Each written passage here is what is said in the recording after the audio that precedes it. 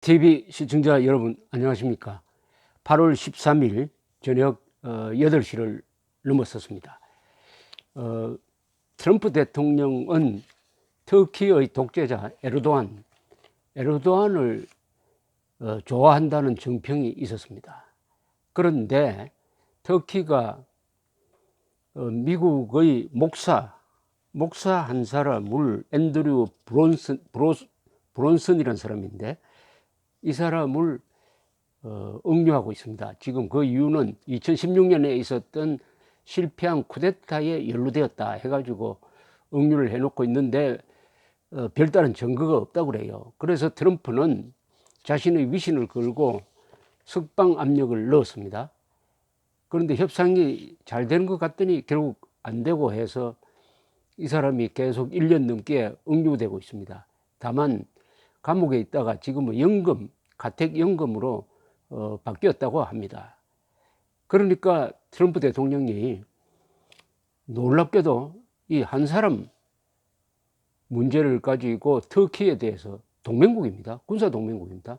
터키에 대해서 제재를 하고 있습니다. 어떤 제재냐 하면은 터키로부터 수입하는 철강, 알루미늄의 관세를 2배로 올렸습니다. 알루미늄에 대해서는 20% 부과, 철강에 대해서는 50% 부과하는 이 관세를 2배로 올리고 그 다음에 여러 가지 지금 압박을 전방위적으로 하고 있어요. 이렇게 하니까 지금 터키의 경제가 막 흔들리고 있습니다. 터키의 경제가 흔들리고 있는데 제일 먼저 어디서 오느냐 하면 리라란 이 화폐를 씁니다만은 릴라 가치가 지금 연일 폭락하고 있습니다. 연일. 오늘도 한 7% 달러 대비 7% 환율상 떨어졌고 연초에 비교하면은 40% 지난주에만 해도 20%가 달러 대비 릴라 화폐 가치가 폭락을 했다고 합니다. 이렇게 되면 어떻게 되냐면 우리가 외환 위기 때 경험했습니다만은 터키가 달러 표시로 빌린 외채를 갚기가 어렵게 되는 거예요. 갚기가 어렵게 됩니다. 너무나 달러 값이 높아지니까 이렇게 돼서 이 상태로 가면은 아마 IMF에 구제금융을 신청해야 될 지경까지 몰리고 있다. 이렇게 지금 되고 있지만은 에르도안은 우리는 절대로 굴복하지 않을 것이다 하면서 강하게 또 대응을 하고 있습니다. 근데 이게 과연 며칠까지 갈 것인지 하는 게 아주 궁금합니다. 연쇄적으로 이 터키는 인구가 한 8천만 되고 대단히 영향력이 큰 나라입니다. 특히 중동에서. 왜냐하면 과거에 오스만 투르크라는 대제국을 한 600년 동안 운영을 하면서 아시아, 아프리카, 유럽에 걸친 거의 로마의 판도와 비슷한 대제국을 운영을 했던 나라니까 이 식민지도 많았습니다. 발칸반도가 저렇게 사정이 복잡하게 된 것은 오스만 터키의 지배를 받았기 때문이고 중동도 터키 지배를 받고 벗어나는 과정에서 뭐 이스라엘 문제라든지 이런 골치 아픈 문제가 생겼습니다. 1차 세계대전을 일으킨 게 발칸반도의 사정인데 그리고 이 중동의 문제, 그러니까 골칫덩어리를 2개를 남겨놓은 것은 오스만 터키가 제국이 무너지면서 1차 대전으로 이게 터키 공화국으로 바뀌는 과정에서 독립국가가 30개가 생겼다고 합니다. 얼마나 큰 나라입니까? 그러니까 터키의 정정불안은 연쇄 파급을 끼칩니다. 오늘 코스피도 연중 최저치까지 떨어졌습니다. 그리고 달러는 한국 원 대비 달러 값은 상당히 5원 정도 올랐습니다. 그리고 인도 남아공 같은 데서 큰 지금 타격을 받고 있어요. 이게 연쇄적으로 금융위기로 또는 확산될 가능성이 있다고 그럽니다. 그런데 이 사건을 보면서 트럼프 대통령은 동맹국에 대해서도 군사 동맹국에 대해서도 사정 안 봐주고 경제 제재를 하는 사람이라는 것을 알 수가 있습니다. 만약 말이죠, 문재인 정권이 친중 정책을 쓴다든지, 그 다음에 지금은 문재인 정권이 김정은과 왔다 갔다 하는 것을 트럼프 대통령이 그냥 보고 있는데, 트럼프 대통령이 북한의 비핵화가 이젠 불가능하다고 판단됐을 때, 유턴 했을 때 문재인 정권이 계속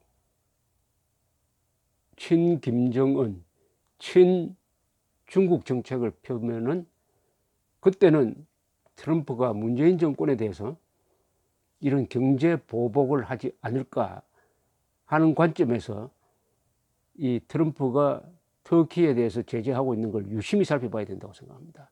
유심히. 흔히 우리는 이렇게 이야기하는 사람들이 많습니다. 한미는 군사 동맹국이니까 경제 제재는 없을 것이다. 근데 트럼프는 그렇게 생각하지 않는 것 같아요. 군사 동맹은 군사 동맹이고, 그 다음에 정치적 목적을 달성하기 위해서는 경제 제재를 쓴다는 거죠. 지금 미국과 터키의 동맹 관계는 한미 동맹 관계에 못지않을 만큼 중요합니다. 우선 터키에 미군 군사기지가 있습니다. 인실리크라는 데 있고, 여기에 핵무기가 있어요. 여긴지 어딘지 하여튼 핵무기가 있습니다. 그리고 옛날부터 냉전시대부터 터키는 나토 회원국입니다. EU 회원국은 아닌데 나토 회원국이었어요. 나토 회원국 중에서 병력이 가장 강했습니다. 지금도 아마 한 50만 명 돼요. 이 오스만 터키의 군사적 전통을 이어받고 있기 때문에 터키의 군사력은 대단합니다. 주로 냉전시대 때는 뭐냐, 흑해를 딱, 보스포러스 해협에서 흑해를 딱 장악해가지고 소련이 지중해로 나오는 걸 딱 막는 그런 역할을 했습니다.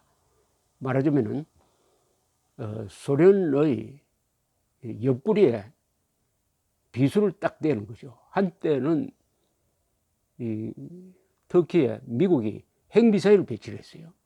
그러다가 1962년에 쿠바에 소련이 미사일을 배치를 하니까, 핵미사일을 배치하니까 미국이 쿠바를 봉쇄하면서 그 유명한 쿠바 미사일 사건이 일어납니다. 이걸 수습하는 과정에서 미국은 터키에 배치한 핵미사일을 물린다, 소련은 쿠바에 배치한 핵미사일을 물린다, 이런 식으로 바트가 되었습니다. 그 정도로 이 미국과 터키의 군사동맹 관계는 역사가 깊고, 더구나 한국전에 터키가 일개 여단을 보냈습니다. 그 많이 보낸 순서로는 미국, 영연방, 그 다음에 터키예요. 왜 보냈느냐? 바로 미국이 가자니까 터키도 같이 온 겁니다. 그래서 지금 에르도안이 뉴욕타임스의 기고문에서 우리가 미국에 얼마나 협조했느냐 하는 예로 두 가지를 들었습니다. 한국 파병도 미국이 권유해서 한 거고, 아프가니스탄에 파병한 것도 그렇다.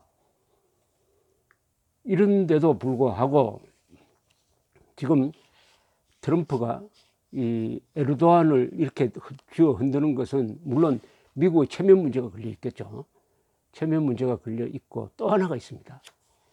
이 에르도안이 독재화되고 있어요. 이것도 하나의 고려 대상이라고 생각합니다. 에르도안이 2003년에 집권을 했는데, 처음에는 이 이슬람 원리주의자라는 이런 평가가 있어가지고 상당히 조심을 했습니다. 특히 군대에 대해서 조심을 했어요. 터키 군대는 정교 분리라는 이 케말 파샤의 근대화 정신을 지켜가는 군대입니다. 막강한 힘을 갖고 있습니다. 그리하여 정치에는 개입하지 않지만은 터키란 나라가 이슬람 원리주의식으로 갈 때는 개입을 해가지고 정권을 교체를 하고 못 가도록 합니다. 세속주의의 수호자입니다. 세속주의의 수호자예요, 이 터키 군대는. 그런데 에르도안은 2003년에 수상이 되었을 때는 좀 눈치를 보다가 조금씩 군대를 장악하기 시작을 했습니다. 그리고 쿠데타 조작 사건도 일으켜가지고 군인들을 많이 잡아놓고, 이러는 과정에 2016년에 군부 쿠데타 시도가 있었어요. 일부 군인들이 반란을 일으켰습니다. 그런데 진압이 됐습니다. 이걸 기회로 해가지고 에르도안은 자기의 정적들을, 그리고 기자들, 판사, 교사까지 수만 명을 지금 감옥에 집어넣고 있습니다. 그리고 수십 개의 방송국을 문 닫게 하고 있습니다. 완전히 독재자로 바뀌어버렸어요. 군부 쿠데타를 진압을 해가지고 발본색원, 배후 세력을 발본색원한다는 명분을 내세워가지고 이렇게 한 것입니다.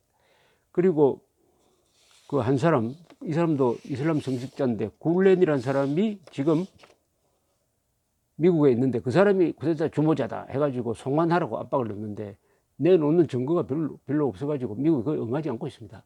이래서 미국과 터키의 관계가 나빠지고 있는데, 이제 에르도안이 중동에서 가장 성공한, 근대화에 성공한 나라로 알려져 있었던 터키를 완전히 1인 독재로 바꾸는 데 대해서 트럼프가 찬동할 수 없는 거겠죠. 그러니까 에르도안에 대해서 이렇게 막 가도 미국의 여론이 별로 반발하지 않습니다. 미국 여론은 에르도안에 대해서 매우 비판적입니다. 이제는 노골적으로 딕테이터라고 합니다. 독재자라고 그래요. 이거를 자, 이렇게 되면 이제 앞으로 어떻게 되느냐인데, 에르도안은 이렇게 이제 합니다. 그렇다면 우리도 다른 방식으로 동맹국을 찾아보겠다. 그건 러시아하고 이제는 손을 한번 잡아보겠다는 그런 뉘앙스가 느껴집니다. 이 터키와 러시아는 수백 년간의 이 원수지간입니다. 한 18세기쯤부터 이 터키가 약해집니다. 그리고 러시아가 일어납니다. 러시아가 흑해 연안에 있는 터키 영토를 하나씩 먹어가기 시작을 합니다. 그러니까 터키와 이 러시아는 뭐라고 할까요? 이거 불구대천의 원수지간이에요. 냉전시대 때도 그걸 반영을 해가지고 터키는 재빨리 미국 편에 섰던 것이죠. 그런데 푸틴과 손을 잡아보겠다? 글쎄요, 그게 가능할지는 모르겠지만은 그게 또 다른 부작용을 날 가능성이 있습니다. 자, 시리아에서는 또 이게 미국과 터키가 부딪히는 대목이, 시리아에서 미국이 지원하는 반군이 쿠르드 반군이에요. 쿠르드족. 그런데 이 쿠르드족은 터키의 일정한 부분에서 지금 자치적으로 살고 있는데 반란을 일으키기도 하고 해가지고 터키 중앙정부와 항상 충돌합니다. 미국은 이 쿠르드 반군을 보호를 하는데 시리아에 개입해가지고 이 쿠르드 반군을 공격해요. 이러니까 또 시리아 사태를 두고 미국과 터키가 또 부딪히는 거예요. 이 터키는 소망이 뭐냐면 EU 가입입니다. 나토에 가입했으니까 EU에 가입하는 게 맞지만은 여러 가지로 조건을 겁니다. 민주화를 해야 된다, 인권을 보장해야 된다. 이걸 맞추다가는 터키가 과연 체제를 유지할 수 있느냐 하는 고민도 있을 겁니다. 그래서 계속 EU에서 받아주지 않고 이렇게 늦추는, 그러니까 이것 또한 에르도안으로 하여금 역이용해가지고 이슬람 원리주의를 선동하기가 좋죠. 말하자면 반서방적인 그런 캠페인을 벌리게 딱 되어 있습니다. 이 에르도안은 이 언론 탄압하고 하는 게 또 사법부를 장악합니다. 딱 하는 방식이 어디서 많이 본 것 같아요. 언론을 장악하고 사법부를 장악하고 군대를 장악하고 교사들도 장악하고 이렇게 함으로써 멀쩡하던 아주 1920년대부터 이 근대화를 했으니까 한 100년의 역사를 갖고 있는 나라입니다.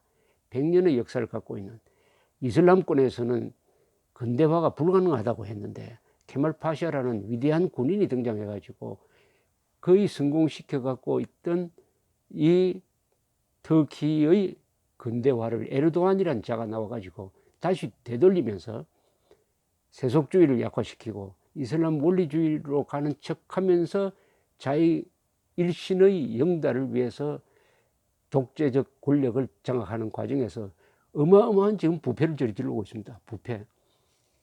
친족을 요직에 박아놓고 부패를 그러니까 부패하고 탄압하고 경제는 별로고 이런데 트럼프라는 상대를 이게 잘못 만났는지 앞으로 어떻게 될지 이게 하여튼 한국 사람들은 이렇게 생각하는, 한국 좌파도 그렇게 생각할 겁니다. 우리가 아무리 친북 친중하더라도 동맹국인데 미국이 우리한테 뭘 하겠느냐, 이 트럼프에는 안 통할 것 같은 생각이 듭니다. 트럼프는 한국이 확실히 중국 편에 선다고 하면은 반드시 한국에 대한 경제 보복을 할 겁니다. 지금 트럼프의 은행에서 가끔 내비치는 게 북한이 태도가 달라졌다 하면은 그게 뒤에서 중국이 조종한 것이다, 중국에 대해서 기분 나쁘다 하는 이야기를 노골적으로 합니다. 만약 한국이 친중으로 가는 게 확실해졌을 때 그때는 한국 정권도 트럼프의 보복을 아마 각오해야 될 것이라고 생각을 합니다. 과연 그럴 때 한국이 경제적으로 견딜 수 있느냐? 한국이란 나라는 미국이 주도하는 국제적인 금융 질서 또는 군사 질서 시스템 안에 들어가 있습니다. 거기서 빠지려고 했을 때는 이 시스템에서 주는 압박이 자동적으로 작동하는 것이죠. 특히 그 중에서 제일 중요한 게 금융이죠. 금융. 최악의 경우에 미국이 주도하는 금융 시스템에서 배제돼 버리면 어떻게 됩니까?